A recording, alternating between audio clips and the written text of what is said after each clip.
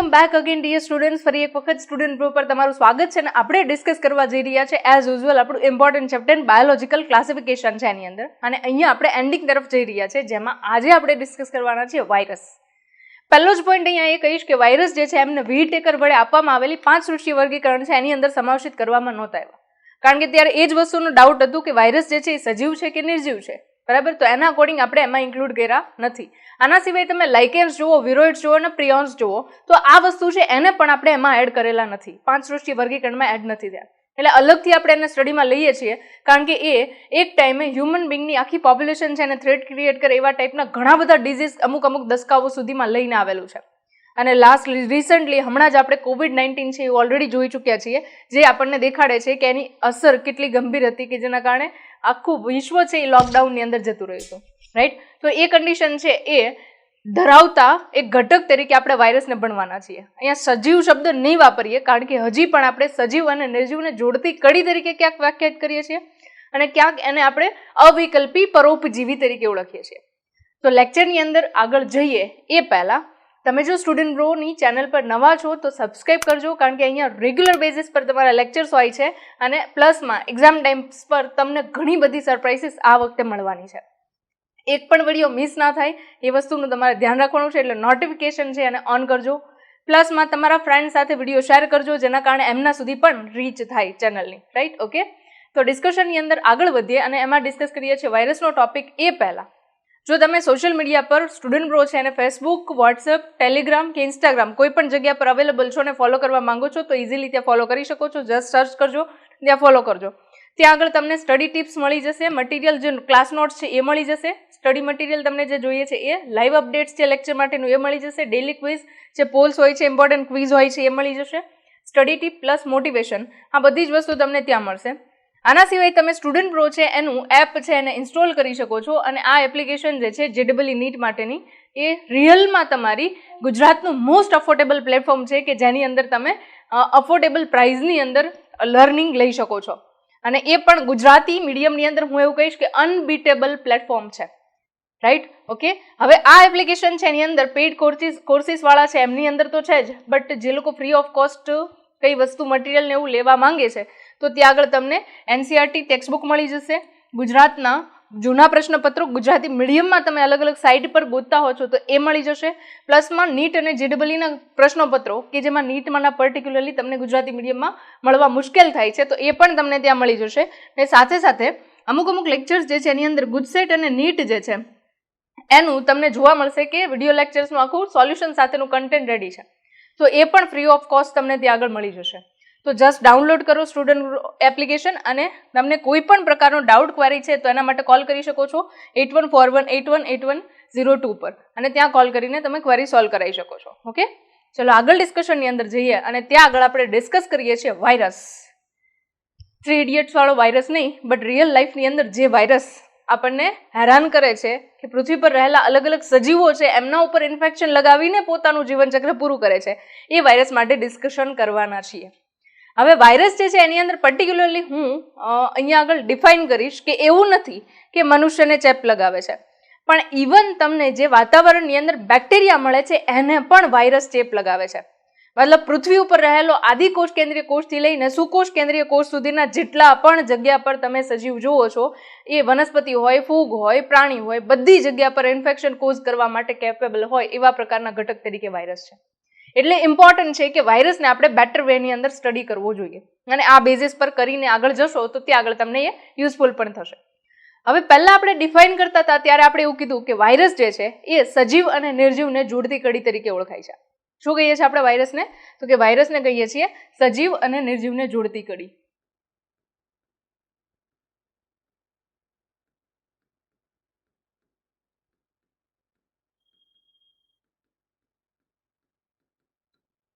Okay, હવે અહીંયા જ્યારે આપણે સજીવ અને નિર્જીવને જોડતી કડી તરીકે ઓળખીએ છીએ ત્યારે તમારે એક વસ્તુ ખાસ ધ્યાનમાં લેવાની છે કે એની અંદર એવા કયા લક્ષણ છે કે જેના કારણે એને સજીવ કહીએ છીએ, અને એવા કયા લક્ષણ છે કે જેના કારણે એને નિર્જીવ કહીએ છીએ. તો પહેલા આપણે વાત કરવાના છીએ સજીવ સાથે સામ્યતા ધરાવતા સામ્યતા ધરાવતા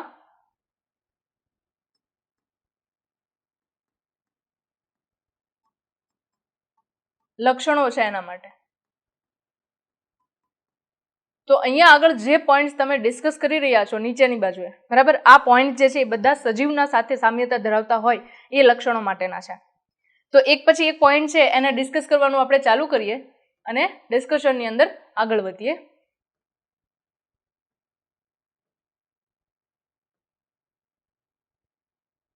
ઓકે, હવે ડિસ્કશનની અંદર પહેલો પોઈન્ટ આપેલો છે કે સજીવ જે છે એની અંદર જૈવિક અણુઓ હોય છે.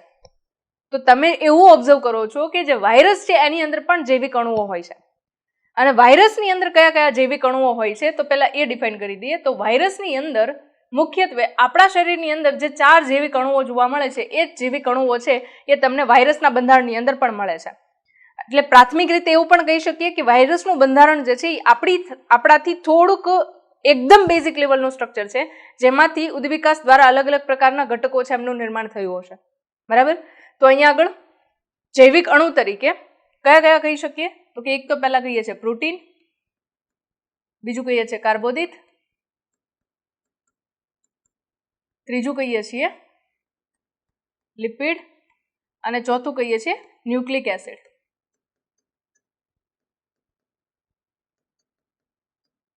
રાઈટ, તો આ 4 મુખ્ય ઘટકો છે એ જૈવિક અણુઓ તરીકે કોઈ પણ વાયરસ લઈ લો તો એના બંધારણની અંદર હાજર હોય છે. ક્લિયર છે આટલી વસ્તુ? રાઈટ, એટલા માટે આપણે સજીવ તરીકેના લક્ષણની અંદર આ વસ્તુ વ્યાખ્યાયિત કરી શકીએ છીએ, કારણ કે તમે કોઈ પણ સજીવનો કોષ લેશો તો એ કોષની અંદર આટલી સંરચના તમને ઓબ્વિયસલી મળવાની છે. અને એના કારણે જ આપણે કઈ લાક્ષણિકતામાં મૂકીએ છીએ એને તો કે એના કારણે જ આપણે એને સજીવ તરીકેના લક્ષણો ધરાવતી લાક્ષણિકતામાં મૂકીએ છીએ. કારણ કે કોઈ સજીવને જુઓ અને એના કોષને જુઓ તો એમાં પ્રોટીન હોય, લિપિડ હોય, કાર્બોદિત હોય અને ન્યુક્લિક એસિડ હોય. ન્યુક્લિક એસિડ જે છે એ ખાસ કરીને એક જનીનિક દ્રવ્ય તરીકે વર્તે છે. ઓકે, હવે બીજો પોઈન્ટ જો અહીંયા આગળ જોઈએ તો બીજો પોઈન્ટ કયો છે તો કે બીજા પોઈન્ટ તરીકે તમે અહીંયા ઓબ્ઝર્વ કરશો કે એની અંદર જનીનિક દ્રવ્ય હાજર છે. શું હાજર છે તો કે એની અંદર જનીનિક દ્રવ્ય હાજર છે. આ જનીનિક દ્રવ્ય છે એ કોઈ પણ સજીવની અંદર હોય છે તો કે ઓબ્વિયસ વે ની અંદર કોઈ પણ સજીવની અંદર જનીનિક દ્રવ્ય તમને જોવા મળે છે. ફોર એક્ઝામ્પલ, આપણા શરીરની અંદરથી કોઈ પણ કોષ લઈએ તો એ કોષની અંદર તમને ડીએનએ કે આપણા કોષની અંદર જનરલી સુકોષ કેન્દ્રીય તરીકે અથવા તો પૃથ્વી પર રહેલા દરેક જીવંત કોષની અંદર જનીનિક દ્રવ્ય તરીકે ડીએનએ હાજર હોય છે. અને કોષ રસની અંદર બાકીની અલગ અલગ સંરચનાઓ છે ત્યાં આગળ તમને આરએનએ પણ પ્રેઝન્ટ જોવા મળે છે. તો એનો મતલબ એવો થયો કે આપણા શરીરની અંદર જેટલા પણ કોષો છે એમાં ડીએનએ અને આરએનએ બંને હોય છે. જ્યારે વાયરસના શરીરની સંરચના અથવા તો વાયરસની જે સંરચના છે એની અંદર તમે ઓબ્ઝર્વ કરશો કે એમાં અથવા ડીએનએ જનીનિક દ્રવ્ય તરીકે છે અથવા આરએનએ જનીનિક દ્રવ્ય છે. હવે પહેલો પ્રશ્ન એ થાય કે જનીનિક દ્રવ્ય એકચ્યુઅલ વેમાં છે શું? તો ત્યાં આગળ હું સહેજ ડિફાઇન કરી દઉં કે જનીનિક દ્રવ્ય જે છે એ એક જનરેશનમાંથી બીજી જનરેશનની અંદર માહિતીને ટ્રાન્સફર કરતી સંરચના છે જેને જનીનિક દ્રવ્ય કહેવાય છે. આપણી અંદર એ જનીનિક દ્રવ્ય ક્યાંથી આવે છે તો કે આપણા મમ્મી અને આપણા પપ્પા છે એની અંદરથી અંડકોષ અને શુક્રકોષ મારફતે જનીનિક દ્રવ્ય છે એ ફલિતાંડની અંદર આવે છે અને એ ફલિતાંડમાંથી આપણા આખા શરીરનો વિકાસ થાય છે. જ્યારે વાયરસની અંદર એક વાયરસની અંદર રહેલું જનીનિક દ્રવ્ય છે એ બીજા વાયરસની અંદરથી જનીનિક દ્રવ્ય આવે છે. બરાબર, તો ત્યાં આગળ પણ જનીનિક દ્રવ્ય છે એટલે સજીવ સાથેની સામ્યતા થઈ લાક્ષણિકતા તરીકે. ઓકે, તો જનીનિક દ્રવ્ય તરીકે શું હોય છે તો કે જનીનિક દ્રવ્ય તરીકે આપણે વ્યાખ્યાયિત કર્યું એ મુજબ આરએનએ હોય અથવા લખીએ છીએ અને નથી લખતા, એટલે ધ્યાન રાખજો કે અહીંયા આગળ કોઈ વાયરસની અંદર આરએનએ જનીનિક દ્રવ્ય છે અથવા એની અંદર ડીએનએ જનીનિક દ્રવ્ય છે. બંને એક સાથે જનીનિક દ્રવ્ય તરીકે ક્યારેય હાજર હોતું નથી. આ વસ્તુ ખાસ ધ્યાનમાં રાખવાની છે.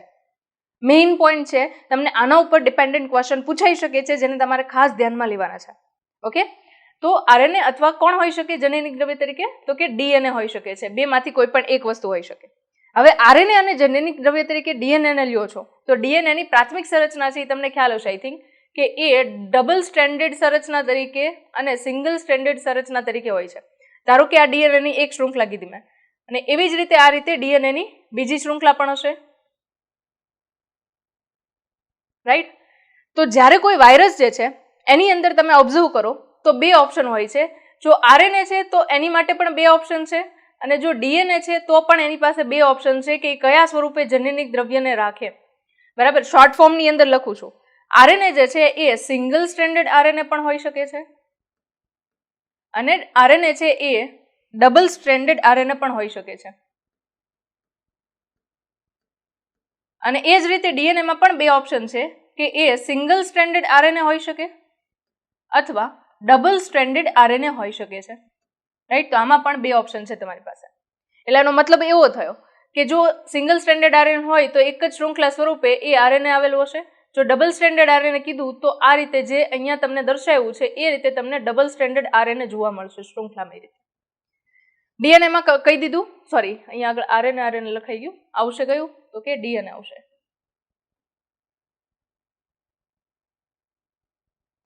ઓકે, તો અહીંયા આગળ આવશે SS DNA, single stranded DNA અથવા ડબલ સ્ટ્રેન્ડેડ ડીએનએ જે છે એ સંરચનાની અંદર હશે. જો સિંગલ સ્ટ્રેન્ડેડ ડીએનએ હશે તો એ ડીએનએ છે એ આ રીતે એક જ શૃંખલામાં હશે. ડબલ સ્ટ્રેન્ડેડ ડીએનએ હશે તો એ ઓલરેડી મેં તમને દેખાડ્યું છે આ પ્રકારે ડીએનએ હાજર હશે. ક્લિયર છે આ? ઓકે, એક વખત ક્લિયર હોય તો વિડીયોને લાઇક કરી દો એટલે ખબર પડી જશે કે તમને લેક્ચર જે છે એ સમજમાં આવી રહ્યો છે. વાયરસ છે એ શું કહેવાય છે એના માટેના પોઈન્ટ્સ છે એ સમજમાં આવી રહ્યા છે. ઓકે, નેક્સ્ટ એના પછી આગળ વધીએ. હવે પોઈન્ટ તરીકે આપણે ડિસ્કસ કરી લીધું કે વાયરસ જે છે એની અંદર જનીનિક દ્રવ્ય તરીકે અથવા આરએનએ હોય અથવા તો ડીએનએ હોય. ડીએનએ છે એમાં બે ઓપ્શન છે, સિંગલ સ્ટ્રેન્ડેડ હોય અથવા ડબલ સ્ટ્રેન્ડેડ હોય. સિંગલ સ્ટ્રેન્ડેડનો મતલબ શું થાય? એક શૃંખલામાં, ગુજરાતીમાં કહીએ તો. ઘણી બધી રેફરન્સ બુકની અંદર તમે ડાયરેક્ટ ઇંગ્લિશ નામ જોશો જેને SS RNA, SS DNA, DS RNA અને ડીએસ ડીએનએ એવી રીતે નામ આપેલા હશે. તો એટલા માટે મેં તમને અહીંયા આગળ પહેલા જ અત્યારના ચાલુના લેક્ચરની અંદર જ સમજાવી દીધું કે double stranded DNA, single stranded DNA અથવા તો એસએસ અને ડીએસનો મતલબ શું થાય છે. જો તમને યાદ ના રહેતો હોય તો બુકમાં સાથે લખી નાખજો એનસીઆરટીમાં કે ડીએસનો મતલબ થાય ડબલ સ્ટ્રેન્ડેડ આરએનએ અથવા ડબલ સ્ટ્રેન્ડેડ ડીએનએ, જેની અંદર તમે કહેશો એને બેવડી શૃંખલામાં આરએનએ અથવા બેવડી શૃંખલામાં ડીએનએ. એ જ રીતે એસએસ ડીએનએ કે એસએસ આરએનએ નો મતલબ શું થાય તો કે એને કહેશું સિંગલ સ્ટ્રેન્ડેડ આરએનએ કે સિંગલ સ્ટ્રેન્ડેડ ડીએનએ, એક શૃંખલામાં આરએનએ અથવા એક શૃંખલામાં ડીએનએ. ક્લિયર છે આ? રાઈટ. તો એ વસ્તુ તમારે માર્ક કરીને યાદ રાખવાની છે. તો વાયરસની અંદર જનીનિક દ્રવ્ય છે એટલે લક્ષણ કેવું કહેવાશે તો કે વાયરસની અંદર જનીનિક દ્રવ્ય છે એટલે લક્ષણ જે છે એ સજીવ સાથે સામ્યતા ધરાવે છે. ઓકે, નેક્સ્ટ એના પછી બીજું લક્ષણ છે એને જોઈએ. તો એની અંદર આપણી પાસે છે યજમાન શરીરની અંદર પ્રજનન. હું બે સ્લાઇડની અંદર કમ્પેરેટિવલી તમને સ્ટડી કરાવું છું કારણ કે બધા જ પોઈન્ટ એક જ સ્લાઇડમાં તમને નહીં ખબર પડે અને સમાશે પણ નહીં, એટલે જગ્યાના ઓપ્શનથી મેં બે સ્લાઇડની અંદર એક એક પોઈન્ટ ડિસ્કસ કરું છું. જે સ્લાઇડમાં જે પોઈન્ટ ડિસ્કસ થશે એના હું ટિક માર્ક્સ આપતી જાઉં છું. ઓકે, યજમાન શરીરમાં પ્રજનન કરે છે તો એક બહુ અગત્યની વાત જે છે એ આપણે અહીંયા આગળ ડિસ્કસ કરીએ છીએ. યજમાન શરીરની અંદર એ પ્રજનન કરે છે એને લઈને.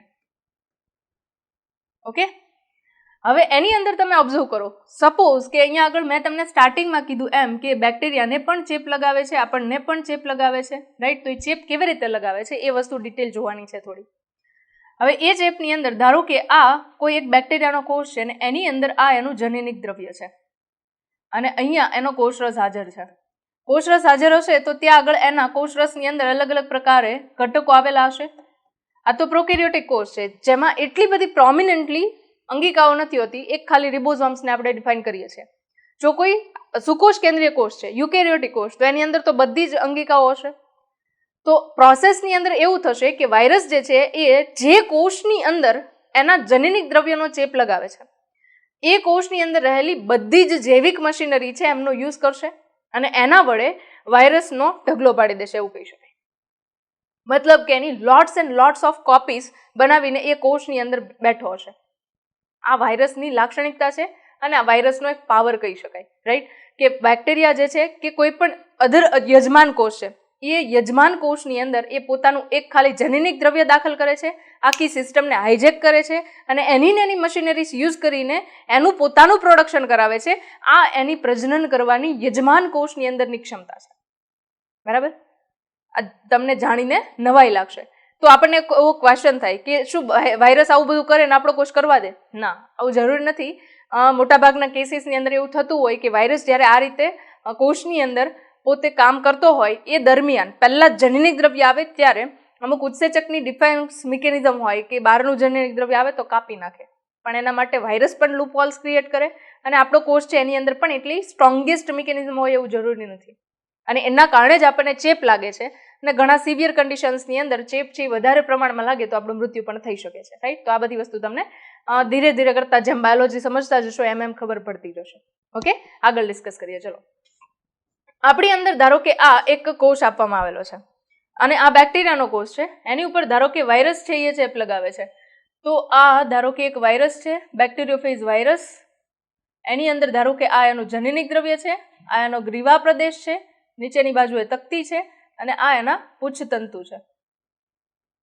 હવે આ ગ્રીવા છે એની અંદરથી જનીનિક દ્રવ્ય છે આમાં આવવા દેશે. હવે આ જનીનિક દ્રવ્ય છે એ યજમાન કોષના જનીનિક દ્રવ્ય સાથે મિક્સ થશે. ત્યાં આગળ મિક્સ થઈને એ ઘણી બધી સ્કોપી બનાવશે અને ઘણા બધા વાયરસ જે છે એ બેક્ટેરિયાના કોષની અંદર પ્રેઝન્ટ થઈ ગયા હશે, કારણ કે એ કોપીસ બનાવવા માટે સક્ષમ હશે એટલા માટે, રાઈટ. તો આ રીતે એ યજમાન શરીરનો ઉપયોગ કરીને પોતાનું રિપ્રોડક્શન કરાવે છે, પ્રજનન કરાવે છે અને સંખ્યામાં વધારો કરે છે. તો આવી લાક્ષણિકતા કોની અંદર હોય? તો આવી પરોપજીવી જેવી લાક્ષણિકતા છે ને એ આપણે ઘણા બધા પરોપજીવીને જોઈએ છે. બાહ્ય પરોપજીવી, અંતઃ પરોપજીવી તરીકે વસવાટ કરતા જોઈએ છે. ફોર એક્ઝામ્પલ પ્લાઝ્મોડિયમ, બરાબર, જે આપણા આરબીસીના કોષની અંદર જઈને પ્રજનન કરે છે અને એ પણ એક પ્રકારે શું છે તો કે એ પણ એક પ્રકારે પરોપજીવી છે. તો થઈને સજીવને લગતી હોય એવા પ્રકારની વાયરસની લાક્ષણિકતા. ઓકે, નેક્સ્ટ આગળ વધીએ. ત્રીજો પોઈન્ટ આપણે ડિસ્કસ કરવાનો છે એ છે વિકૃતિ. વિકૃતિ છે એની અંદર શું છે તો કે મેં તમને હમણાં એવું કીધું કે એની અંદર આ જનીનિક દ્રવ્ય છે. હવે આ જનીનિક દ્રવ્ય છે એની શૃંખલા જે છે એને હું તમને થોડીક દેખાડું. સપોઝ કે આ જનીનિક દ્રવ્ય છે એની શૃંખલા છે એને હું તમને દેખાડું છું. હવે આ શૃંખલા જે છે ને એના ઉપર નિશ્ચિત ક્રમમાં ન્યુક્લિયોટાઇડ ગોઠવાયેલા હોય છે, બરાબર. સપોઝ કે અહીંયા આગળ એક ન્યુક્લિયોટાઇડ ગોઠવાયેલો છે, અહીંયા બીજો ન્યુક્લિયોટાઇડ ગોઠવાયેલો છે, અહીંયા ત્રીજો ન્યુક્લિયોટાઇડ ગોઠવાયેલો છે, અહીંયા ચોથો ન્યુક્લિયોટાઇડ ગોઠવાયેલો છે અને અહીંયા પાંચમો ન્યુક્લિયોટાઇડ ગોઠવાયેલો છે. અત્યારે તમારે એ નથી સમજવાનું કે ન્યુક્લિયોટાઇડ શું છે, તમારે એ સમજવાનું છે કે ન્યુક્લિયોટાઇડમાં ફેરફાર થાય તો વિકૃતિ કેવી રીતે આવે છે. બાકી ન્યુક્લિયોટાઇડ વાળો ટોપિક જે છે એ ચેપ્ટર નંબર 9 ની અંદર તમે ડિટેલમાં જોવાના છો, ત્યારે તમને એક્ઝેક્ટલી ક્લિયર થઈ જશે, એટલે એ તમારે ટેન્શન નથી લેવાનું. ઓકે, સપોઝ કે અહીંયા આગળ હું એવું કહું છું કે આ ડીએનએની એક શૃંખલા છે જેમાં ક્રમશઃ ન્યુક્લિયોટાઇડ ગોઠવાયેલા છે. બાય ચાન્સ એવું થાય છે કે અહીંયા ન્યુક્લિયોટાઇડ જે છે એમાંથી બીજા નંબરનો ન્યુક્લિયોટાઇડ છે એ નીકળી જાય છે, સીધો ત્રીજા નંબરનો ન્યુક્લિયોટાઇડ આવે છે. તો વચ્ચેથી ક્રમભંગ થયો એટલે એની અંદર રહેલી જે માહિતી હતી એ પણ બદલાઈ ગઈ અને આ માહિતી બદલાવાના કારણે વાયરસ જે છે એનું આખું નવું સ્વરૂપ બની ગયું છે. ધારો કે હું એક મનુષ્ય તરીકે છું, તમે એક મનુષ્ય તરીકે છો, તો તમારામાં ને મારામાં શું ડિફરન્સ છે તો કે ડિફરન્સ આપણા બંનેની અંદર ઘણા બધા છે. તમારી આખી બોડીની સ્ટ્રક્ચર અલગ છે, થિંકિંગ પ્રોસેસ અલગ છે, બધી જ વસ્તુ અલગ છે, પણ અલ્ટિમેટલી આપણે છીએ શું? માણસો, હ્યુમન બીંગ્સ. સેમ વેની અંદર હશે તો આ વાયરસ જ તે, પણ વાયરસની એક નવી સ્ટ્રેઇન બની ગઈ એવું આપણે કહીએ છીએ. અને કોરોના વાયરસના સમયગાળા દરમિયાન આપણે ઘણી બધી સ્ટ્રેઇન જોઈ છે અને આ સ્ટ્રેઇનના અકોર્ડિંગ તમને લોકોને આઈડિયા છે કે એ સ્ટ્રેઇન બદલાવાના કારણે ઘણી સ્ટ્રેઇન છે એ ખતરનાક હોઈ શકે અને ઘણી સ્ટ્રેઇન છે એ નબળી પણ હોઈ શકે, જે ઓલમોસ્ટ અહીંયાથી નીકળી ગઈ પૃથ્વી પરથી અને કોઈને ઇન્ફેક્શન ના પણ કોઝ કરી શકે. પણ એક મેઇન પોઈન્ટ તરીકે યાદ રાખો કે એમની અંદર વિકૃતિ જોવા મળે છે અને આવી જ વિકૃતિ આપણા જનીનિક દ્રવ્યની અંદર પણ જોવા મળે છે. એટલે આ લક્ષણ પણ કોની સાથે મેચ થયું તો કે એ લક્ષણ છે એ સજીવ સાથે મેચ થયું એવું કહેવાશે. તો આ લક્ષણની અંદર તમે શું જોયું કે વાયરસ જે છે એમના જનીનિક દ્રવ્યની અંદર પણ વિકૃતિ થાય છે અને વિકૃતિ થવાના કારણે શું થાય તો કે વાયરસની સ્ટ્રેઇન બને છે.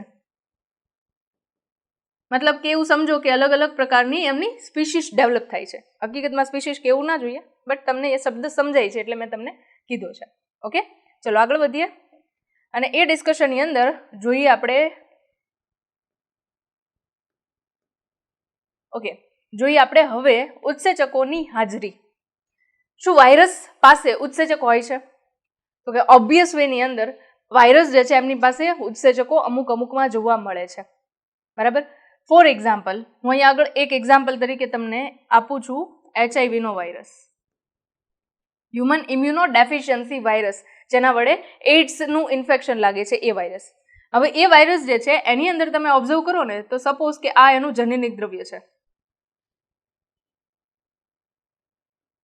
રાઈટ. અને એની અંદર તમે ઓબ્ઝર્વ કરો છો કે અહીંયા આગળ આપણે આ રીતે ડ્રો કરીએ છીએ સંરચનાને. તો આ જે સંરચના છે ને એને કહીએ છીએ આપણે રિવર્સ ટ્રાન્સક્રિપ્ટેઝ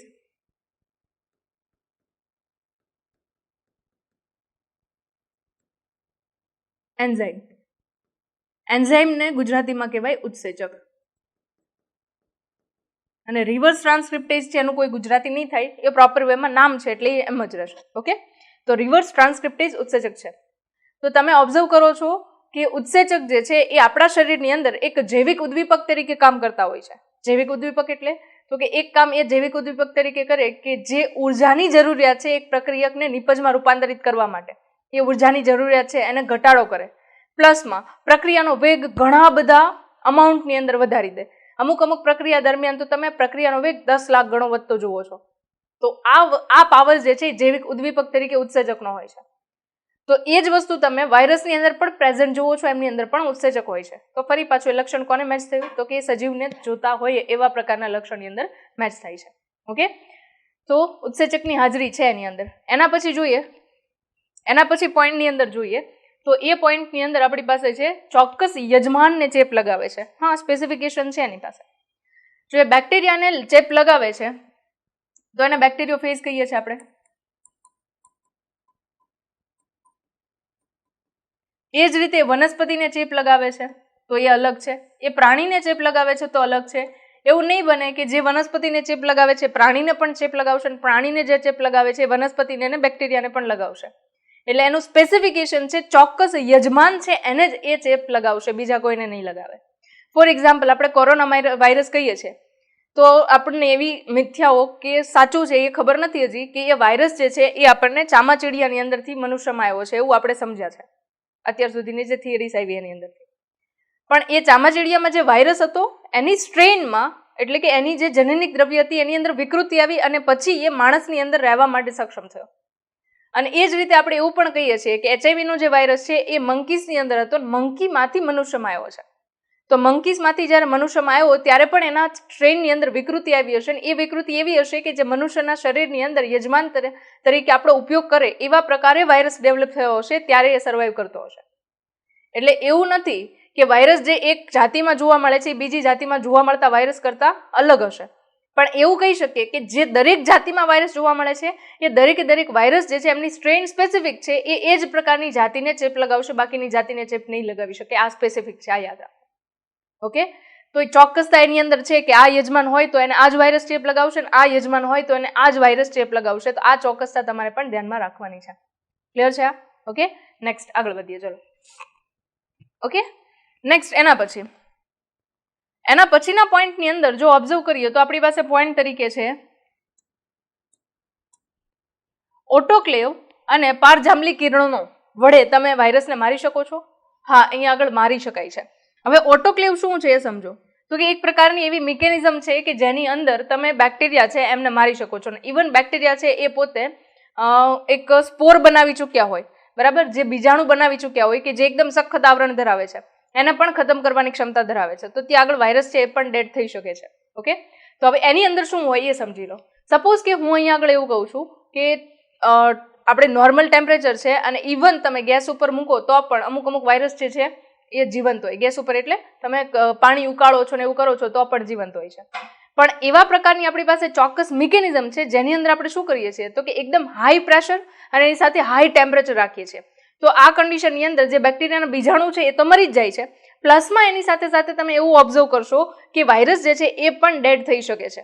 તો ઓબ્વિયસ વેની અંદર અહીંયા આગળ તમે ઓટોક્લેવની મદદથી વાયરસ જે છે એને ખતમ કરી શકો છો. એટલે જ તમે જોતા હશો કે આપણે જે ઇન્સ્ટ્રુમેન્ટ્સ યુઝ થાય ઓપરેશન દરમિયાન ને એ બધી જગ્યાએ, તો એ જે ઓપરેશનમાં સીઝર છે કે બ્લેડ્સ છે, જે રીયુઝેબલ મટીરિયલ છે, જે વસ્તુ યુઝ થાય છે એ બધી જ વસ્તુને એક વખત ઓપરેશન થયા પછી બીજી વખત હાથમાં લઈને યુઝ નથી થતી. વારંવાર સાધનો બદલાવતા હોય, ડોક્ટર્સ તમે જોયું હશે. તો એ સાધન છે વોશ કરવા માટે પર્ટિક્યુલરલી ઓટોક્લેવ મશીનરીઝ હોય એની અંદર એ પર્ટિક્યુલરલી વોશ કરવા જશે, પછી ત્યાંથી 2-3 ફેઝમાંથી પાસ આઉટ થઈને ફરીથી યુઝ કરવા માટે આવશે, બરાબર. એના એ ઓપરેશન્સની અંદર યુઝ થયેલા સાધનો છે બીજા પેશન્ટ્સ ઉપર યુઝ નથી થતા, કારણ કે એના ઉપર એટમોસ્ફિયરમાં આવ્યા એટલે તરત જ ઘણા બેક્ટેરિયા વાયરસ છે એમનું ઉપર ઇન્ફેક્શન ચાલુ થઈ ગયું હોય, કારણ કે બેક્ટેરિયા જે છે એ નિર્જીવ તરીકેની વાયરસ જે છે એ નિર્જીવ તરીકે પણ વાતાવરણની અંદર સ્ફટિકમય સ્વરૂપમાં પ્રેઝન્ટ હોય. જેવું એને હ્યુમન બિંગનું બ્લડ કે કંઈક વસ્તુ મળે ને એના માટે સર્વાઈવ કરવા માટે કેપેબલ હોય તો પાછું એ ઇન્ફેક્શન લગાવે છે. જો એ જ સાધન બીજા કોઈ પેશન્ટ ઉપર જાય તો ત્યાં આગળ પણ ઇન્ફેક્શન લાગી શકે, રાઈટ. બની શકે ઇન્ફેક્શન લાગવા માટે ઘણા બધા કોઝિસ હોઈ શકે, બટ ઇન શોર્ટ એમને ક્યોર કરવા માટે આપણી પાસે મશીનરીઝ છે. ઓટોક્લેવ પ્લસ પારજાંબલી કિરણો છે એમનો ઉપયોગ કરીને પણ બેક્ટેરિયા અને વાયરસને ખતમ કરી શકાય છે કે જે આપણને ઇન્ફેક્શન કોઝ કરે છે. ક્લિયર છે? તો આ વસ્તુ છે એ પણ તમારે એક સજીવ સાથે યાદ રાખવાની છે. લાસ્ટ પોઈન્ટ જે છે એની અંદર આપણે કહીએ છીએ શું, તો કે લાસ્ટ પોઈન્ટની અંદર આપણે કહીએ છીએ કે એની પાસે હાઇજેક સિસ્ટમ છે. હાઇજેક સિસ્ટમ સ્પેસિફિક નામ શું કામ આપ્યું છે, તો કે એની પાછળનું એક રીઝન છે. સપોઝ કે કોઈ એરોપ્લેનની અંદર કોઈ માણસ ગયું છે અને ત્યાં આગળ આતંકવાદી છે. હવે એરોપ્લેનની અંદર તો ઘણા બધા માણસો હશે અને ત્યાં આતંકવાદી છે એનું એક ગ્રુપ જાય છે. તો એ ગ્રુપની અંદર જે માણસો છે એને એરોપ્લેનની અંદર જે માણસો છે એની સાથે ટ્રેન એવી રીતે કરી દેવામાં આવે છે કે એ જે કામ કહેવામાં આવે એ કરે. સેમ વે ની અંદર સમજો કે અહીંયા આગળ બેક્ટેરિયાની અંદર વાયરસ જે છે એનું જનનિક દ્રવ્ય આવ્યું. હવે અહીંયા જે બેક્ટેરિયાની મશીનરી છે ને એ શું કરશે, તો કે જે રીતે વાયરસનું જનનિક દ્રવ્ય કરાવવા માંગે છે એ રીતે કામ કરશે. તો આ થઈ ગઈ ને એક પ્રકારની હાઇજેક સિસ્ટમ. તો આ ટાઈપની હાઇજેક સિસ્ટમ જે છે એ કોઈ પરોપજીવી છે યજમાન કોષની અંદર ધરાવતા હોય જ્યારે આપણે સજીવ માટે વાત કરીએ છીએ ત્યારે, તો એ વાયરસની અંદર પણ હાઇજેક સિસ્ટમ છે. તો આ થઈ ગયા સજીવ સાથે સામ્યતા ધરાવતા હોય એવા પ્રકારના વાયરસના લક્ષણો. બરાબર, તો સ્પેસિફિકલી હું હાઇલાઇટ કરીશ આ પોઈન્ટને.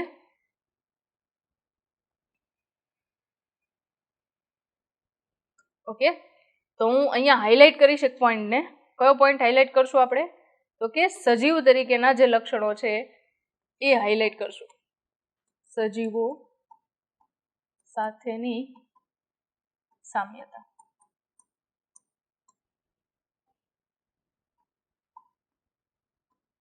સજીવો સાથેની સામ્યતા. સેમ વે ની અંદર હવે જે જોઈએ છે એ નિર્જીવ સાથેની સામ્યતા છે. તો જ આપણે કહી શકીએ ને કે સજીવ અને નિર્જીવને જોડતી કડીઓ છે. નિર્જીવ સાથેની સામ્યતા, રાઈટ, નિર્જીવ સાથેની સામ્યતા તરીકે ઓળખીએ છીએ. હવે જીવરસ વિહીન સંરચના છે, પહેલો પોઈન્ટ એવો કીધો છે. આપણે વાયરસનું બંધારણ છે આગળ આપણે જોવાના છીએ, ત્યાં આગળ તમે જોશો કે એની અંદર જીવરસ જેવી કોઈ સંરચના નથી. જ્યારે સામાન્ય રીતે મેં તમને એવું કીધું કે જ્યારે બેક્ટેરિયાના કોષની તમે સંરચના જુઓ છો, રાઈટ, તો એની અંદર અહીંયા મેં આ પોઈન્ટની અંદર જે ડોટ્સ દેખાડાય શું હતું, તો કે એ કોષરસ હતું. તો જ્યારે નિર્જીવ તરીકે તમે ઘટકમાં જુઓ છો તો જીવરસની સંરચના કોઈ પણ વાયરસની અંદર પ્રેઝન્ટ હોતી નથી, એટલે એ સંરચનાની અંદર શું કહેવાશે, નિર્જીવ ઘટક સાથે સામ્યતા ધરાવે છે. બીજો પોઈન્ટ છે અહીંયા સ્ફટિકીકરણ વાળો. તમે જોશો કે સ્ફટિકીકરણ એવા મટીરિયલનું થાય જે નિર્જીવ તરીકે હોઈ શકે. તમે એવું જોશો કે ક્રિસ્ટલાઇન ફોર્મની અંદર વાયરસ જે છે એમને આપણે એક્સટ્રેક્ટ કરીને રાખી શકીએ છીએ, અને આવા ઘણા બધા અવેલેબલ ઇમેજીસ તમને ગૂગલ પર મળી જશે કે ક્રિસ્ટલાઇન ફોર્મની અંદર વાયરસ આપણી પાસે અવેલેબલ હોય. અને ઇવન તમે વાતાવરણની અંદર જ્યારે કોઈ યજમાન શરીરની અંદર વાયરસ દાખલ નથી થયેલો ત્યારે વાતાવરણમાં ઓલરેડી વાયરસ તો પ્રેઝન્ટ જ છે, પણ કયા સ્વરૂપની અંદર હશે, ક્રિસ્ટલાઇન ફોર્મની અંદર વાયરસ પ્રેઝન્ટ હશે. મતલબ કે સ્ફટિકીકરણ થઈ ગયેલી પ્રક્રિયાના સ્વરૂપમાં સ્ફટિક સ્વરૂપે વાતાવરણની અંદર પ્રેઝન્ટ હશે. બરાબર, અને આવું સ્ફટિકીકરણ છે એ આપણા ઘણા બધા પદાર્થોનું કરતા હોઈએ છીએ, રાઈટ, અને એ નિર્જીવ પદાર્થોનું કરીએ છીએ. સજીવ ઘટકોનું સ્ફટિકીકરણ ક્યારેય પોસિબલ નથી. એટલે આ પોઈન્ટ છે કોની સાથે મેચ થયો, તો કે આ પોઈન્ટ છે ફરી પાછો નિર્જીવ સાથે મેચ થાય છે. એના પછી કીધું છે જીવંત કોષો વિના જીવિત નથી. મતલબ કે એને કહીએ છીએ આપણે અવિકલ્પી પરોપજીવી, ઓબ્લિગેટ પેરાસાઇટ.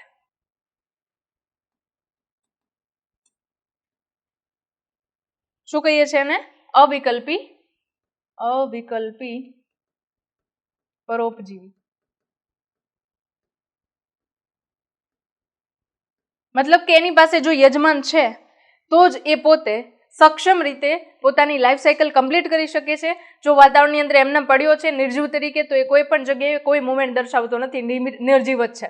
બરાબર, તો એના કારણે એનો પોઈન્ટ કયો થયો, તો કે એ જીવિત કોષો હોય તો જ એ જીવિત છે. મતલબ કે કોઈ બીજો યજમાન કોષ છે અને એની અંદર ઇન્ફેક્શન કોઝ કરવા માટે સક્સેસફુલ છે તો જ એ ત્યાં આગળ જીવન તરીકે રહી શકે છે, અધરવાઇઝ પોસિબલ નથી કે જીવંત હશે.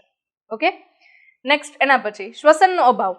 શ્વસન એટલે શું, તો કે શ્વસન એટલે અહીંયા કહીશ કે કાર્બનિક સંયોજનોના ઓક્સિડેશન દ્વારા એટીપી ઉત્પન્ન કરવી. આને આપણે શું કહીએ, તો કે આને કહીએ આપણે એક પ્રકારે ઉર્જા ઉત્પન્ન કરવાની પ્રક્રિયા. હવે અહીંયા આ પ્રક્રિયા જે છે એને મેઇનલી કોષીય શ્વસન તરીકે ઓળખીએ છીએ. કોષીય શ્વસન કે જેમાં આપણે ગ્લાયકોલિસિસ, ક્રેબ્સ ચક્ર અને ઓક્સિડેટિવ ફોસ્ફોરાયલેશન આવા 3 અલગ અલગ તબક્કા સુકોષ કેન્દ્રીય કોષની અંદર ભણશું. ચેપ્ટર નંબર 11 છે એની અંદર, રાઈટ. તો એ તબક્કા તમે ભણશો ત્યારે તમને એક્ઝેક્ટલી આઈડિયા આવશે કે શ્વસનની પ્રક્રિયા કોને કહેવાય. અને શ્વસનની પ્રક્રિયા વગર પૃથ્વી પર રહેલો કોઈ પણ આદિકોષ કેન્દ્રીય કોષ કે સુકોષ કેન્દ્રીય કોષ છે એ જીવંત નથી, એ મૃત અવસ્થામાં છે. તો આ થઈ ગયા એના નિર્જીવ સાથેની સામ્યતા સાથેના શ્વસનનો અભાવ ધરાવતા લક્ષણો. બરાબર, શ્વસનનો અભાવ છે તો એનો મતલબ એવો થયો કે એ નિર્જીવ છે, કોઈ એવી મિકેનિઝમ છે જ નહીં એની અંદર, એટલે એ નિર્જીવ ઘટક તરીકે હોય છે. તો આપણા શરીરની અંદર એની પોતાની ઉર્જાની જરૂરિયાત છે, એના માટે પણ આપણા ઉપર આધારિત છે, એટલે જ એ મુખ્યત્વે અવિકલ્પી પરોપજીવી તરીકે સર્વાઈવ કરે છે. ક્લિયર છે આ? ઓકે, નેક્સ્ટ એના પછી ઉર્જાનો સંગ્રહ નથી. હવે તમે કોઈ પણ આદિકોષ કેન્દ્રીય કોષ લઈ લો, સુકોષ કેન્દ્રીય કોષ લઈ લો, એની અંદર કોઈ પણ પ્રકારે એક સંરચના હશે કે જે ખોરાકના ઘટકો છે એમનો સંગ્રહ કરે, મતલબ કે કાર્બનિક સંયોજનો છે એમનો સંગ્રહ કરે. બરાબર, ફોર એક્ઝામ્પલ વનસ્પતિ છે તો એની અંદર સ્ટાર્ચની કણિકાઓ સ્વરૂપે ખોરાકનો સંગ્રહ થાય. પ્રાણી કોષ છે તો એની અંદર ગ્લાયકોજન સ્વરૂપે થશે. ફૂગનો કોષ છે તો એની અંદર પણ ગ્લાયકોજન સ્વરૂપે ખોરાક સંગ્રહ થશે. જ્યારે ઇવન તમે સાયનોબેક્ટેરિયા જોઈ લો છો તો એની અંદર પણ સિયાનોફાઇસિન કણિકાઓ તરીકે ખોરાકનો સંગ્રહ થાય છે. તો વાયરસની અંદર કોઈ એવી સંરચના નથી કે જેના દ્વારા એ ખોરાકનો સંગ્રહ કરી શકે. એ વસ્તુ ઓબ્વિયસ પણ છે. જો એની પાસે શ્વસન માટે, ઓક્સિડેશન માટે કોઈ મિકેનિઝમ નથી તો ખોરાકનો સંગ્રહ કરવો પણ શક્ય નથી. ક્લિયર છે? તો એ લક્ષણ કોની સાથે મેચ થયું? તો કે આ એક પ્રકારની એવી નિર્જીવ સંરચના થઈ કે જે કોઈ પણ પ્રકારનો સામાન કેરી નથી કરતું, પણ જ્યાં જાય ત્યાં બધી જ વસ્તુઓ યુઝ કરે છે. બરાબર, તો આ એક પ્રકારે નિર્જીવ સાથેનો નિર્જીવ સાથેનો એનો લક્ષણની અંદર સામ્યતા થઈ ગઈ. વિભાજન અને વિકાસ નથી જોવા મળતું. તમે જુઓ છો કે પૃથ્વી પર કોઈ પણ સજીવ જો જન્મ લેશે તો એ કોષ વિભાજનની પ્રક્રિયા સતત કરશે અને એના અંતે અમુક વર્ષો પછી તમે જોશો કે એ કદમાં વધારો કરે છે અને નિશ્ચિત સ્વરૂપ ધારણ કરીને પુખ્તતાએ પહોંચે છે, આવું આપણે કહીએ છીએ. ધીમે ધીમે કરતા વૃદ્ધ થાય અને મૃત્યુ તરફ જાય છે. આવું તમને વિકાસના અલગ અલગ તબક્કા કોઈ પણ સજીવ છે તો એની અંદર જોવા મળે છે. વાયરસની અંદર આવું કંઈ છે નહીં. બરાબર, જો કોઈ સજીવ કોષ મળે છે તો એ પોતે એની સાથે તે આગળ રહેશે, પોતાની લાઈફ સાયકલ પૂરી કરશે અને ઘણા બધા વાયરસ પ્રોડ્યુસ કરશે. આ રીતે એ કામ કરશે. પણ એની પાસે સ્પેશિયલ મિકેનિઝમ કોઈ એવી નથી કે એ કોષ વિભાજન કરે, જીવનના અલગ અલગ તબક્કામાંથી પસાર થાય. એ બધી મજા કોણ કરી શકે? સજીવ તરીકે. રાઈટ, તો એ વસ્તુ અહીંયા ડિફાઇન કરે છે કે વાયરસ જે છે એના નિર્જીવ તરીકેના લક્ષણો હતા. ક્લિયર છે? તો વાયરસના સજીવ અને નિર્જીવ તરીકેના લક્ષણોની અંદર આપણે ઘણી બધી વસ્તુ અલગ અલગ શીખી ગયા કે જેના આધારે ક્વેશ્ચન્સ પૂછાય તો તમે ઇઝી વેની અંદર કોઈ પણ ઝીઝક વગર આન્સર આપી શકો છો. ઓકે, આ થઈ ગયું વાયરસને લઈને કમ્પ્લીટ ડિસ્કશન સજીવ અને નિર્જીવ તરીકેના લક્ષણોનું. હવે આપણે થોડુંક જોવાનું છે વાયરસનું બંધારણ છે એને. અને વાયરસના બંધારણની અંદર તમે જુઓ તો મુખ્યત્વે મેં તમને કીધું એમ કે વાયરસના બંધારણની અંદર 4 ઘટકો હોય છે. કયા કયા 4 ઘટકો કીધા મેં? તો કે કાર્બનિક સંયોજનો તરીકે 4 અલગ અલગ ઘટક તમને જોવા મળશે. કાર્બોદિત, પ્રોટીન, લિપિડ અને ન્યુક્લિક એસિડ. રાઈટ, કોઈ પણ વાયરસને જુઓ તો મુખ્યત્વે એની અંદર આ 4 ઘટકો હોય છે જેના વડે બનેલો હોય છે. હવે એક તમને અહીંયા આગળ એક્ઝામ્પલની અંદર આપેલો છે, એ કયો છે? તો કે એક આપ્યો છે તમને ટોબેકો મોઝેઇક વાયરસ, TMV તરીકે ઓળખો છો, ટોબેકો મોઝેઇક વાયરસ.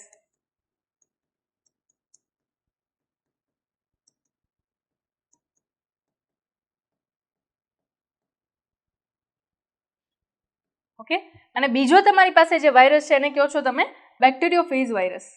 બેક્ટેરિયોફેજ વાયરસ. તો તમે એક વાયરસ જે જુઓ છો એ વાયરસ બેક્ટેરિયાને ચેપ લગાડે એ વાયરસ છે, અને બીજો એક વાયરસ જોવો છો એ ટોબેકો એટલે કે તમાકુના છોડને એટલે કે વનસ્પતિને ચેપ લગાવે. એ તમને NCERT ની અંદર એક્ઝામ્પલમાં આપેલો છે. તો એની અંદર આપણે એના બંધારણ માટેનું ડિસ્કશન કરી લઈએ. એના બંધારણની અંદર તમે બહારની બાજુએ જુઓ તો આ જે એકમો તમને દેખાય છે આ, બરાબર, આ એકમો જે છે એમને નામ આપવામાં આવે છે કેપ્સોમિયર્સ. શું કહેવાય છે? તો કે એને કહીએ છીએ કેપ્સોમિયર્સ. રાઈટ, એને કહેવાશે કેપ્સોમિયર્સ. જ્યારે આવા કેપ્સોમિયર્સ ભેગા થાય અને એના વડે આખી જે આ સંરચના બને છે તો એને તમે નામ આપી દેશો અહીંયા આગળ કેપ્સિડ. શું કહેશું? કેપ્સિડ. અને આ કેપ્સિડ જે છે એ શેના બનેલા છે? તો કે કેપ્સિડ જે છે મુખ્યત્વે અહીંયા આગળ પ્રોટીનના બનેલા જોવા મળશે. શેની સંરચના છે એ? તો કે પ્રોટીન આવરણ છે. રાઈટ, આ તમને પ્રોટીન આવરણ જોવા મળશે અહીંયા. નેક્સ્ટ એના પછી તમે જુઓ તો વચ્ચેની બાજુ એક તમને આ રેડ કલરના ડોટ સ્વરૂપે સંરચના દેખાડવામાં આવેલી છે. રેડ કલરના ડોટ તરીકે તમને સંરચના દેખાડવામાં આવી છે. યાદ રાખો કે ટોબેકો મોઝેઇક વાયરસ છે અને ઇવન તમે જોશો કે પ્લાન્ટ વાયરસીસ જે છે એમની અંદર જનીનિક દ્રવ્ય તરીકે મોટા ભાગે આરએનએ હોય છે. મોટા ભાગે કીધું છે, 100% નથી કીધું, તો બની શકે કે ઘણા બધા પ્લાન્ટ વાયરસની અંદર ડીએનએ પણ જનીનિક દ્રવ્ય તરીકે હોય છે. ને સ્પેસિફિકલી કહી દઉં અહીંયા આગળ કે ટોબેકો મોઝેઇક વાયરસ જે છે એની અંદર સિંગલ સ્ટ્રેન્ડેડ આરએનએ અહીંયા આગળ પ્રેઝન્ટ હોય છે એના જનીનિક દ્રવ્ય તરીકે. ક્લિયર છે આ વસ્તુ? એક વખત થમ્સઅપ આપી દો, વિડીયોને લાઈક કરી દો એટલે ખબર પડી જશે કે તમને ટોપિક ક્લિયર થઈ ગયો છે, બંધારણ જે છે એકદમ ક્લિયર થઈ ગયું છે. આના સિવાય તમે બીજો એક વાયરસ જોવો છો જેને આપણે કહીએ છીએ ટોબેકો મોઝેઇક, સોરી અહીંયા આગળ કહીએ છીએ એને આપણે બેક્ટેરિયોફેજ વાયરસ. બેક્ટેરિયોફેજ વાયરસ જે છે એની અંદર પણ ઉપરની જે આ સંરચના દેખાય છે તમને, આ સંરચના એની અંદર પણ શું છે? આ કેપ્સિડ છે. ઘણા બધા એડવાન્સ વાયરસીસ હોય છે જેની અંદર કેપ્સિડની ઉપર પણ એક આવરણ હોય છે. બરાબર, સપોઝ કે આ વાયરસ જે છે એની અંદર કેપ્સિડ છે અને કેપ્સિડની ઉપર એક વધારાનું હજી પણ આવરણ છે જેને આપણે કોર તરીકે પણ ઓળખીએ છીએ. ઓકે, અને આના સિવાય તમે એની ઉપર સ્પાઇક પ્રોટીન્સ પણ જુઓ છો અને એ સ્પાઇક પ્રોટીન જે છે એના આધારે એ કોઈ પણ યજમાનને ઓળખીને એના ઉપર ચેપ લગાવવા માટેની આખી મિકેનિઝમ શરૂ કરે છે. બરાબર, તો આ રીતે હોય છે એની અંદર ત્રીજી સંરચના પણ. ઓકે, તો એ તમને ક્યાંક જોવા મળે તો જોઈ લેજો, બાકી તમને એનસીઆરટીમાં નથી એટલે લગભગ એના ઉપર ક્વેશ્ચન નહીં આવે. ઓકે, ચલો આગળ વાત કરીએ. બેક્ટેરિયા ફેજના સ્ટ્રક્ચરને થોડુંક ડિટેલ જોઈ લઈએ. બહારનું એક આવરણ છે એને શું કહી દીધું આપણે? કેપ્સિડ કીધું. તમને એક અહીંયા તકતી જેવી સંરચના દેખાય છે અને એ સંરચના જે છે એને તમે શું નામ આપશો? તો કે એ સંરચના છે એને નામ આપશો અહીંયા આગળ આપણે ગ્રીવા. શું કહેશું આપણે એને? ગ્રીવા. ઓકે, એના પછી તમે જુઓ તો આ જે સંરચના તમને ગ્રીન કલરની જે રિંગ સ્વરૂપે દેખાય છે એ જુઓ છો તમે, રાઈટ? તો રિંગ સ્વરૂપે દેખાતી જે સંરચના છે એને ઓબ્ઝર્વ કરો તો એને તમે અહીંયાથી લઈને અહીંયા સુધીનું જે સંરચના છે એને નામ આપશો તમે પૂછ. ટેલ ટાઈપ સ્ટ્રક્ચર છે, રાઈટ? તો એને તમે પૂછ તરીકે ઓળખશો. એના પછી નીચે પાછી એક સંરચના જુઓ છો, એક તકતી છે કે જેના ઉપર તમને કાંટા જેવી સંરચના હોય એવું દેખાય છે, આ સંરચના. તો આ જે સંરચના છે એને તમે નામ આપી દેશો અહીંયા પુચ્છ તકતી અથવા તો ખાલી તકતી તરીકે ઓળખો છો. તકતી તરીકે ખાલી ઓળખો છો. પ્લેટ, એન્ડ પ્લેટ તરીકે એને ઓળખાય છે. અને એના સિવાય તમને જે આ સંરચના દેખાય છે કે જેના પગ જેવી લાગે છે એને તમે કહી દેશો પુચ્છતંતુ. એકચ્યુઅલીમાં આ પુચ્છતંતુ અને પુચ્છતકતી જે છે એનું કામ શું હોય છે? તો કે સપોઝ આ બેક્ટેરિયોફેજ વાયરસ છે એની સપાટી છે. હવે આ બેક્ટેરિયોફેજ વાયરસની જે સપાટી છે એના ઉપર એને આ રીતે આમ બેસવું છે અને એનું જનીનિક દ્રવ્ય જે છે અંદરની બાજુએ ઇન્સર્ટ કરવું છે. તો એ જનીનિક દ્રવ્યને દાખલ કરવા માટે એ તકતીની સંરચના છે એને હેલ્પફુલ થશે અને જે આ પુચ્છતંતુઓ છે એ આ રીતે આમ બેઝ બનાવીને એને આપશે, રાઈટ? તો આ વસ્તુ માટે એમની અંદર પુચ્છતંતુ હાજર હોય છે. જનીનિક દ્રવ્ય તરીકે જુઓ તો એની અંદર તમને હાજર જોવા મળશે ડીએનએ. શું હશે એની અંદર? તો કે એની અંદર જનીનિક દ્રવ્ય તરીકે હોય છે ડબલ સ્ટ્રેન્ડેડ ડીએનએ. ડીએસડીએનએ. ડીએસડીએનએ છે એ જનીનિક દ્રવ્ય તરીકે બેક્ટેરિયોફેજ વાયરસની અંદર હાજર હોય છે. તો આ થઈ ગયું એનું કમ્પ્લીટ ડિસ્કશન બંધારણને લઈને. ઓકે, નેક્સ્ટ એના પછી આગળ વાત કરીએ જેની અંદર વાયરસના રિસર્ચને લઈને, મતલબ કે ડિસ્કવરી એની કેવી રીતે થઈ એને લઈને વાત કરવાની છે.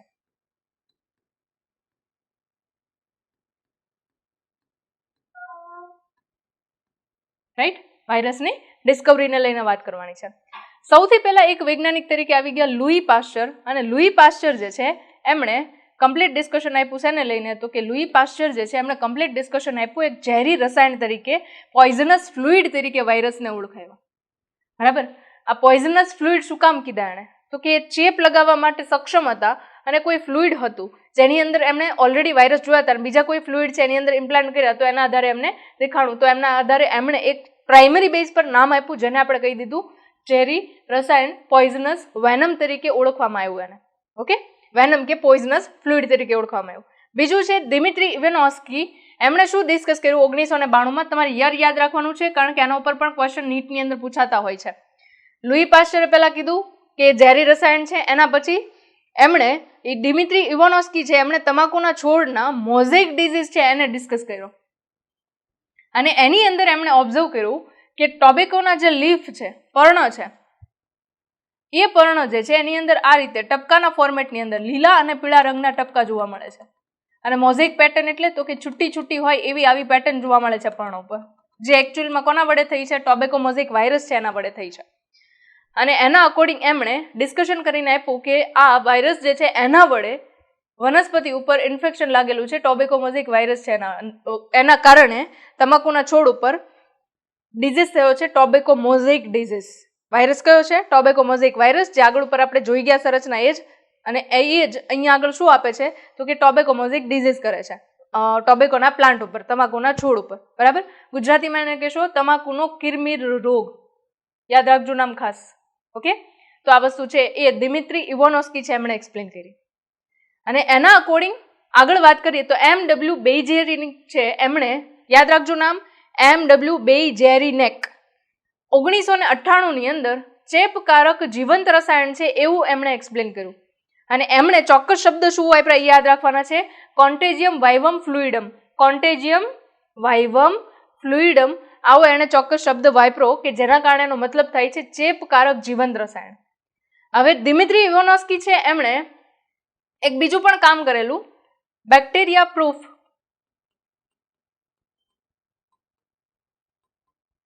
ફિલ્ટર નો ઉપયોગ કર્યો એણે. એટલે એણે શું કર્યું એ સમજો બરાબર, મેથડ એણે કઈ યુઝ કરી એ સમજો બરાબર. ઓકે, સપોઝ કે અહીંયા આગળ તમાકુના છોડનું એક પર્ણ છે આપણી પાસે, અને એ તમાકુના છોડનું જે પર્ણ છે એનો તમે એક બીકરની અંદર રસ કાઢો છો ધારો કે, બરાબર, મતલબ કે એને ચૂરો કરી દો છો અને રસ કાઢી લો છો એની અંદરથી. આ રીતે તમાકુના પર્ણનો રસ ભેગો થયેલો છે. હવે એણે એક કામ કર્યું કે અહીંયા આગળ એક જાળીની સંરચના લીધી. સપોઝ કે ફિલ્ટર આપણે કોને ગણીએ તો કે ફિલ્ટર એટલે એવી સંરચના કે જે મોટા અને નાના પદાર્થો છે એને અલગ કરવા છે, તો એની એક સંરચનાને ફિલ્ટર કહીએ છીએ. તો અહીંયા આપણી પાસે એવી સૂક્ષ્મ જાળીની સંરચના છે કે જેની અંદરથી બેક્ટેરિયા પસાર ના થઈ શકે. અને શું કહેવાય તો કે એને કહેવાય બેક્ટેરિયા પ્રૂફ ફિલ્ટર. શું કહેવાય એને? Bacteria proof filter. તો અહીંયા આગળ આ જે ફ્લુઇડ છે એને આ ધારો કે એક બેક્ટેરિયા પ્રૂફ ફિલ્ટર બનાવું છું, એ એક અલગ પ્રકારની સંરચના હોય, બટ તમે સમજી શકો એના માટે મેં એને બેક્ટેરિયા પ્રૂફ ફિલ્ટર તરીકે ઓળખાયું છે. સપોઝ કે આ એક બેક્ટેરિયા પ્રૂફ ફિલ્ટર છે, બેક્ટેરિયા પ્રૂફ ફિલ્ટર, રાઈટ. આ ફિલ્ટરની અંદરથી આ પ્રવાહીને પસાર કરવામાં આવ્યું. તો ઓબ્ઝર્વ એવું થયું કે આ ફિલ્ટરની અંદર થી પણ એ પ્રવાહી છે એ પાસ આઉટ થઈ ગયું. અને જે આ પ્રવાહી છે એ કોનું હતું તો કે એ પ્રવાહી જે છે એ ટોબેકો મોઝેઇક વાયરસનું હતું. અને એના કારણે એવું સાબિત થયું કે બેક્ટેરિયા જે છે એ એના કરતા વાયરસ જે છે એ નાના છે. બરાબર, બેક્ટેરિયા છે એ કદની અંદર વાયરસ કરતા ઘણા બધા મોટા છે, જ્યારે વાયરસ છે એ બેક્ટેરિયા કરતા કદમાં ઘણા સૂક્ષ્મ છે. ઓકે, તો એ વસ્તુ જે છે એના ઉપરથી સાબિત થઈ. એના પછી ચેપકારક જીવંત રસાયણ છે એવું કેમ કીધું તો કે એક બેક્ટેરિયા એક આ જે વનસ્પતિ હતી જેની અંદર ચેપ લાગેલો હતો એનો રસ લીધો, અને જે એક એવું કહી શકાય કે જેને કોઈ ઇન્ફેક્શન નહોતું એવા પ્રકારનો તમાકુનો છોડ હતો, એના ઉપર જ્યારે આ ફિલ્ટરને છાંટવામાં આવ્યું, બરાબર, તો એના કારણે જે છોડની અંદર કોઈ ઇન્ફેક્શન નહોતું એ છોડ છે એને પણ ઇન્ફેક્શન લાગી ગયું. અને એના કારણે એને શું નામ અપાયું તો ચેપકારક જીવંત રસાયણ એવું નામ એટલા માટે એને આપવામાં આવ્યું. લાસ્ટલી જે વૈજ્ઞાનિક તરીકે આવે છે એ છે W.M. સ્ટેનલી. એમણે 1935 ની અંદર મેં તમને કીધું એમ કે નિર્જીવ ઘટક તરીકે વાયરસને સ્ફટિકમય કરવાની ક્રિસ્ટલાઇઝેશન મેથડ જે છે એ આપવામાં આવી, અને એના કારણે એમને નોબેલ પારિતોષિકથી પણ સન્માનિત કરવામાં આવેલા, જે W. સ્ટેનલી છે એમને, સોરી W.M. સ્ટેનલી, ઊંધું નહોતી જે જોજો, M.W. અને W.M. સ્ટેનલી છે એ ખાસ ધ્યાનમાં રાખજો. ક્લિયર છે? તો આ થોડીક એના રિસર્ચને લઈને ડિસ્કશન થઈ ગઈ. હવે જે આપણે જોવાનું છે એ તમારે થોડુંક યાદ રાખી લેવાનું છે, એ તમારે જોવાનું છે ડિઝીઝ છે એ. અને એ પહેલાં તમને એનાઉન્સ થઈ ગયું છે ઓલરેડી, તો પણ ફરીથી કહું છું કે તમને કોઈ પણ ટોપિક્સમાં ડાઉટ રહે છે અને તમને ઘરે બેઠા બેસ્ટ એજ્યુકેશન જોઈએ છે, અનબીટેબલ ગુજરાતી મીડિયમની અંદર એજ્યુકેશન જોઈએ છે, તો તમારા માટે વન સ્ટોપ સોલ્યુશન છે સ્ટુડન્ટ પ્રો. અને એની અંદર તમારી બધી જ બેચ છે એ સ્ટાર્ટ થઈ ચૂકેલી છે, જેની અંદર 11th માટે પ્રારંભ બેચ છે, અને 11thના 2 યરના ટાર્ગેટ સાથેના નીટના જે સ્ટુડન્ટ છે એના માટે બ્રહ્માસ્ત્ર સિરીઝ છે. બ્રહ્માસ્ત્ર અને પ્રારંભ છે એ બ્રહ્માસ્ત્રમાં 2 યર્સની વેલિડિટી છે. 2025નો જે ટાર્ગેટ છે, જેમણે ખાલી પ્રારંભ બેચની અંદર સ્ટડી કરવું છે અને બોર્ડને ધ્યાનમાં રાખીને NCERT 11thની કવર કરવી છે, એમના માટે પ્રારંભ સિલેબસ છે, રાઈટ. અને આ બેચ જે છે એ ડિસ્કસ થઈ રહી છે, અત્યારે ચાલુ જ છે ઓલરેડી. એ જ રીતે કર્તવ્ય છે, જે ઓનલી 1 યરની વેલિડિટી અને 12થના સ્ટુડન્ટ છે જે ગુજસેટ અને બોર્ડ માટે પ્રિપેર કરી રહ્યા છે, એ સ્ટુડન્ટ્સ માટેની આ બેચ છે. જે લોકોનો પર્ટિક્યુલર ટાર્ગેટ છે કે જેમણે 2024ની નીટ આપી છે, તો એના ટાર્ગેટ માટે નીટ લક્ષ્ય બેચ જે છે એની અંદર એનરોલ કરો. તમને સ્પેસિફિકલી તમારા હાથ ઉપર કન્ટેન્ટ મળશે. જ્યાં આગળ છો, તમે ટ્રાવેલ કરો છો, કોઈ જગ્યાએ બહાર જવાનું છે, તો ત્યાં આગળ પણ વિડીયો લેક્ચર્સ તમે જોઈ શકો છો. તમારે કન્ટેન્ટ માટે રાહ જોવાની નથી. પ્લસમાં તમારી પાસે SBNTS છે, સ્ટાન્ડર્ડ લેવલની એક્ઝામ કે જે નેશનલ લેવલે બીટ કરે છે, અને એ એક્ઝામની અંદર ગુજરાતી મીડિયમમાં પ્રશ્નો અવેલેબલ છે, અને એમાં તમે એક્ઝામ આપો છો અને તમારો રેન્ક છે એને ચેક કરી શકો છો, ક્યાં સુધી હું પહોંચી શકું છું અને કેટલા મારે ચેન્જીસ કરવા પડે એમ છે. પ્લસમાં તમને ત્યાં આગળ મળે છે 1 શોર્ટ વિડીયો રિવિઝન્સ કે જે તમારા એક્ઝામ ટાઈમ પહેલાં કવર થઈ ચૂક્યું હશે, રાઈટ. તો આ બધા જ પ્લસ પોઈન્ટ સાથે ગોલ ચાર્ટ તમારો પ્લસમાં છે, અને મેક્સિમમ કેપેસિટી સાથે એવું કહી શકીએ કે તમે પ્રિપરેશન કરી શકો એવો પ્લેટફોર્મ તમારી પાસે અવેલેબલ છે અહીંયા આગળ સ્ટુડન્ટ બ્રો, જેની અંદર આટલી બધી તમારા માટે બેચ થઈ ગઈ છે. અને ઘણી બધી વખત એવું થતું ભાઈ કે સ્ટુડન્ટ જે છે 2024ની એક્ઝામને ટાર્ગેટ કરે છે, તો નીટ માટે, ગુજસેટ માટે, બોર્ડ માટે, બધા માટે અલગ અલગ સિલેબસ પરચેસ કરવો પડે, એવું નથી. અહીંયા આગળ તમારી પાસે જે લોકો 2024ને લઈને ટાર્ગેટ કરે છે, બોર્ડના સ્ટુડન્ટ છે, તો એમની એક ડેડિકેટેડ બેચ છે. પ્લસ જે લોકો લક્ષ્ય બેચની અંદર જોઈન થઈ છે, એ લોકો રીનીટ માટે પણ એપ્લાય કરી શકે છે, ત્યાં આગળ એ જોઈન થઈ શકે છે. કોઈ પણ ક્વેરી છે તો એના માટે કોલ કરો 8141818102 પર. ત્યાંથી તમારી બધી જ ક્વેરીઝ છે એ સોલ્વ થશે. ઓકે, ક્લિયર છે? રાઈટ. એને લઈને આગળ ડિસ્કસ કરીએ તો એ છે વાયરસ જે છે એના વડે મનુષ્યમાં થતો ચેપ છે, એને લઈને ડિસ્કસ કરવાના છે. એક છે ગાલપચોળિયું આપ્યું છે, બરાબર, જે ખાસ આપણી લાળ ગ્રંથિ છે ગાલની બાજુમાં, અહીંયા નીચેની સાઈડ જડબા બાજુ, તો એ લાળ ગ્રંથિ છે, એમાં ઇન્ફેક્શન લાગે છે, જે ગાલપચોળિયું છે. બીજું સ્મોલ પોક્સ બળિયા છે કે જેમાં સ્કિન ઉપર ચાઠા થઈ જાય, બરાબર, એકદમ નાની નાની પોડલી થાય, આખા બોડી પર એ નીકળે છે, જેને તમે સ્મોલ પોક્સ તરીકે ઓળખો છો. એના પછી છે વિસર્પિકા હર્પીસ. હર્પીસ જે છે એ પણ એક સ્કિન ડિઝીઝ છે, જે તમને લિપ્સ પર અથવા સાંધાનો ભાગ છે ત્યાં આગળ વધારે પ્રમાણમાં જોવા મળે છે, એ છે. એના પછી છે શરદી સાથેનો ચેપી તાવ, કે આ સામાન્ય પ્રકારનો એક ડિઝીઝ છે કે જે હંમેશા આપણને સિઝન ચેન્જ થાય ત્યારે મોટા ભાગે થતો જોવા મળે છે, અને એક વ્યક્તિને છે તો બીજા વ્યક્તિને થાય છે. આ પાછું આઈ થિંક ચેપ્ટર નંબર 7ની અંદર તમારે 12થની અંદર આવશે, બરાબર. શરદી સાથેનો ચેપી તાવ છે એ, અને એડ્સ છે એ પણ ચેપ્ટર નંબર 7ની અંદર સ્ટાન્ડર્ડ 12ની અંદર તમે સ્ટડી કરો છો. તો એડ્સ જે છે એ ખબર છે તમને, એક્વાયર્ડ ઇમ્યુનો ડેફિશિયન્સી સિન્ડ્રોમ, જે કોના વડે થાય છે? HIV નો જે વાયરસ છે એના વડે થતો ડિઝીઝ જોવા મળે છે. ક્લિયર છે? નેક્સ્ટ આગળ ડિસ્કસ કરીએ તો એ છે વનસ્પતિઓની અંદર જોવા મળતા હોય એવા પ્રકારના ઇન્ફેક્શન, જેમાં એક આપ્યું છે મોઝેઇક ફોર્મેશન, કિરમિર સંરચના, મતલબ કે તમને પ્લાન્ટની અંદર ટપકા જોવા મળે છે પીળા અને સફેદ રંગના, પીળા અને લીલા રંગના, તો એ વસ્તુ છે એ કિરમિર ડિઝીઝ તરીકે ઓળખાય છે. શીરા સ્પષ્ટતા, તમે વનસ્પતિની અંદર જોશો કે શીરા જે છે પર્ટિક્યુલરલી પીળા રંગની થઈ ગઈ હોય આખી વનસ્પતિની અંદર પર્ણમાં, તો એ શીરા સ્પષ્ટતા ડિઝીઝ કહેવાય, જે વાયરસ વડે થાય છે.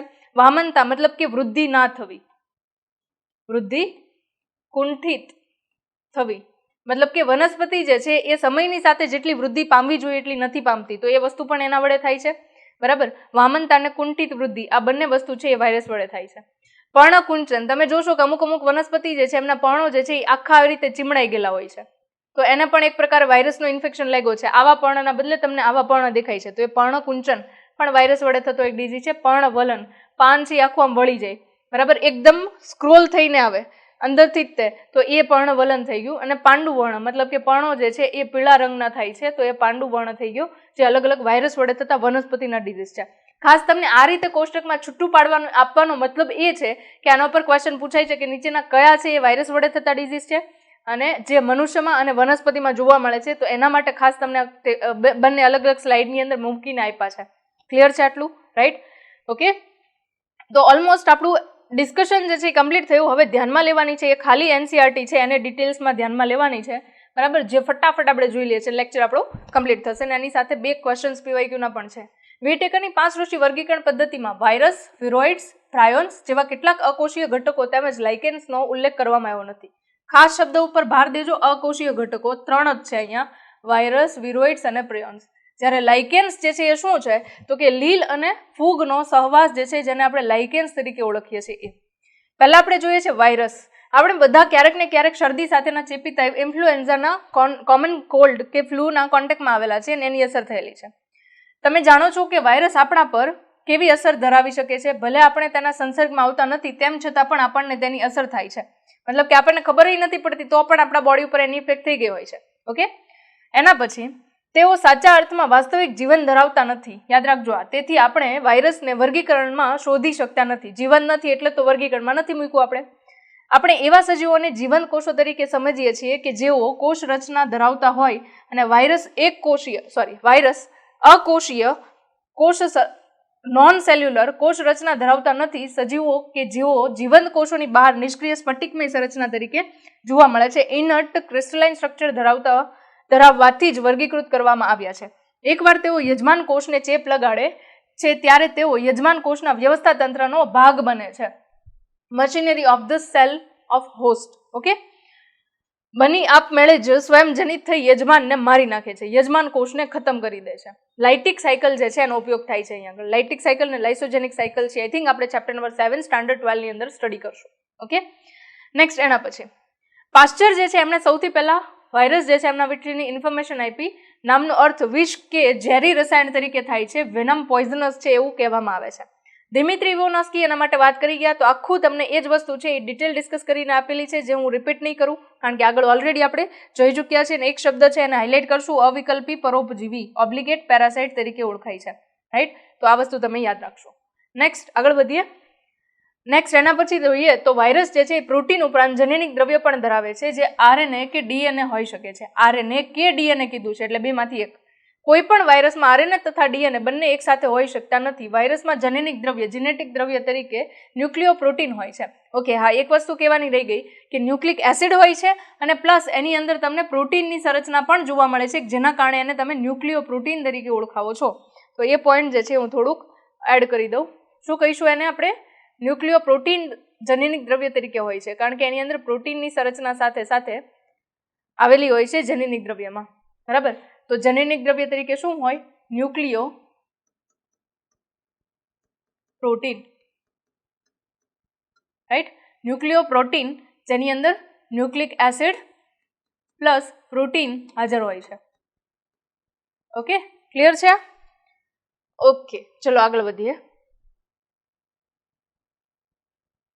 ઓકે, ન્યુક્લિયો પ્રોટીન હાજર હોય છે. જનીનિક દ્રવ્ય ચેપી છે. બરાબર, મતલબ કે મેઇન ઇન્ફેક્શન કોઝ કરતું હોય એ કોણ હોય? તો કે એ જનીનિક દ્રવ્ય છે, બીજી કોઈ વસ્તુ નથી. Right, okay. સામાન્યતઃ જે વાયરસ વનસ્પતિઓને ચેપ લગાડે છે તે એકલ શૃંખલામય આરએનએ હોય છે. મેં કીધું તમને, સિંગલ સ્ટ્રેન્ડેડ આરએનએ હોય છે. અને જે વાયરસ પ્રાણીઓને ચેપ લગાવે છે તેઓ એકલ કે બેવડી શૃંખલામય આરએનએ તથા બેવડી શૃંખલામય ડીએનએ હોય છે. તો ખાસ આ પોઈન્ટને હાઇલાઇટ કરજો. આ ક્વેશ્ચન જે છે એ તમને સાચા અને ખોટા વિધાન તરીકે ક્વેશ્ચનમાં કન્ફ્યુઝ કરીને પૂછાઈ શકે છે. મોસ્ટ ઇમ્પોર્ટન્ટ એમસીક્યુ છે જે તમને અહીંયા પૂછાઈ શકે છે. બેક્ટેરિયલ વાયરસ કે બેક્ટેરિયોફેજ વાયરસ બેક્ટેરિયાને ચેપ લગાડતા વાયરસ છે. સામાન્ય રીતે બેવડી શૃંખલામય DNA, double stranded DNA virus છે. ડબલ સ્ટ્રેન્ડેડ ડીએનએ ધરાવતા વાયરસ છે એવું કહી શકાય. ઓકે, પ્રોટીન આવરણને કેપ્સિડ કહે છે, જે આપણે આકૃતિમાં ઓલરેડી જોઈ ગયા છીએ, જે કેપ્સોમિયર્સ કહેવાતા નાના ઉપ એકમોનું બનેલો હોય છે. તો કેપ્સિડ્સ યાદ રાખો અને કેપ્સોમિયર્સ યાદ રાખો. કેપ્સોમિયર્સ એટલે જે યુનિટ છે એ, અને એના દ્વારા ભેગા થઈને જે કવર બને છે તો કે કેપ્સિડ. ઓકે, કેપ્સિડ એ ન્યુક્લિક એસિડને સુરક્ષિત કરે છે અને કેપ્સોમિયર કુંતલમય કે બહુફલકીય પોલીહેડ્રલ. કુંતલમય એટલે તો કે તમે જોયું કે આ રીતના જે કેપ્સોમિયર્સ હતા એ આ રીતે એકદમ કુંતલમય સંરચનામાં ગોઠવાયેલા હતા. અને બહુફલકીય પોલીહેડ્રલ એટલે તો કે આપણે બેક્ટેરિયોફેજની સંરચનામાં જોઈ ગયા કે આ રીતે સંરચનાની અંદર ગોઠવાયેલા હતા, તો એને પોલીહેડ્રલ કહેવાય. બરાબર, તો ભૌમિતિક સ્વરૂપમાં ગોઠવાયેલું હોય છે. રાઈટ, તો અહીંયા આગળ એની સંરચના છે એને લઈને, બંધારણને લઈને ડિસ્કશન કમ્પ્લીટ થયું. એના પછી લાસ્ટ પોઈન્ટની અંદર તમને અલગ અલગ ડિઝીઝ આપેલા છે. ગાલપચોળીઓ જેને મમપ્સ કહીએ છીએ, બળિયા, સ્મોલપોક્સ, વિસર્પિકા, હર્પીસ, શરદી સાથેનો તાવ, ઇન્ફ્લુએન્ઝા જેવા રોગો વાયરસના કારણે થાય છે. અને મનુષ્યમાં એઇડ્સ જે છે એ ખૂબ ખતરનાક ડિઝીઝ છે જે વાયરસ વડે થાય છે. એક વખત એઇડ્સ થયા પછી એનો ક્યોર થતો નથી, મતલબ કે સારો થઈ શકતો નથી. વનસ્પતિની અંદર ઇન્ફેક્શન કરવા માટેના વાયરસ જે છે એ તમને અહીંયા આપેલા છે, પણ ખાસ યાદ રાખજો વાયરસ એક પણ મિસ ના થવા જોઈએ. વનસ્પતિના અને મનુષ્યના જે વાયરસ તમને આપવામાં આવેલા છે. ક્લિયર છે? તો અહીંયા આગળ MCQs છે એને જોઈ લઈએ. 2 MCQs છે જે ખાસ તમારા વાયરસને લઈને જોવાના છે. વાયરસ માટે નીચેના વિધાનોમાંથી કયું એક સાચું છે? CBSE AAPMT 2003 નો ક્વેશ્ચન છે. વાયરસના ન્યુક્લિક એસિડને કેપ્સિડ કહે છે, ખોટું છે. બરાબર, કમેન્ટમાં આન્સર કરજો તમે. વાયરસ પોતાનું ચયાપચયિક તંત્ર ધરાવે છે, ખોટું છે. આપણે વાત કરી ગયા કે એની અંદર હોતું નથી. પહેલો ક્વેશ્ચન છે, કમેન્ટમાં આન્સર આપજો. 1A B C કયું આવશે? બધા જ વાયરસ RNA અને DNA ધરાવે છે, આ પણ ખોટું છે, કારણ કે વાયરસમાં બધામાં RNA અને DNA બંને નથી હોતું. ઓકે. ત્રીજું છે, વાયરસ ઓબ્લિગેટ પરોપજીવી છે. ઓબ્લિગેટ એટલે અવિકલ્પી પરોપજીવી છે. આઈ થિંક તમને આન્સર ખબર પડી ગઈ. અવિકલ્પી પરોપજીવી છે. તો રાઈટ આન્સર જે છે એ ડી આવશે. ઓકે, આપણે આમ સમજી ગયા છીએ ડિટેલમાં, એટલે વધારે સમજવાની જરૂર નથી.